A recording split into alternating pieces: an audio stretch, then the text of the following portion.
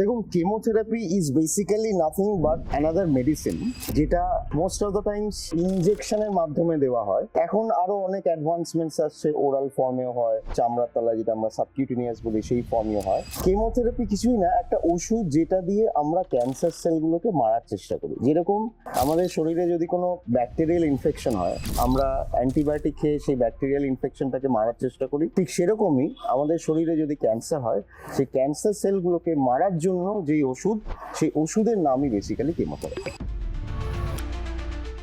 কিমোথেরাপিতে hair ফলের কারণটা হচ্ছে কেমোথেরাপির নিজস্ব মেকানিজম অফ অ্যাকশন। মানে কেমোথেরাপি কিভাবে কাজ করে, যে যখন আমাদের বডিতে সেলগুলো ডিভাইড করে খুব তাড়াতাড়ি, সেই সেল ডিভিশনের প্রসেসটাকে বাধা দেয়। কারণ দেখা গেছে ক্যান্সার সেল খুব তাড়াতাড়ি ডিভাইড করে, আমাদের নর্মাল সেলের কম্প্যারিজনে ক্যান্সার সেল অনেক তাড়াতাড়ি ডিভাইড করে। তো তার জন্য যেটা হয় যে কেমোথেরাপি দিলে প্রেফারেন্সিয়ালি যেই ক্যান্সার সেল, মানে যেই সেলগুলো তাড়াতাড়ি ডিভাইড করছে তারা বেশি এফেক্টেড হয়, যেই সেলগুলো আস্তে ডিভাইড করছে তারা কম এফেক্টেড হয়। দেখা গেছে যে চুলের আমাদের ভেতরের যে সেলগুলো থাকে সেগুলো তো কনস্ট্যান্ট একটা থেকে আরেকটা ফেজে যায়, তো এই ফেজগুলো সেল ডিভিশনের মাধ্যমেই হয়।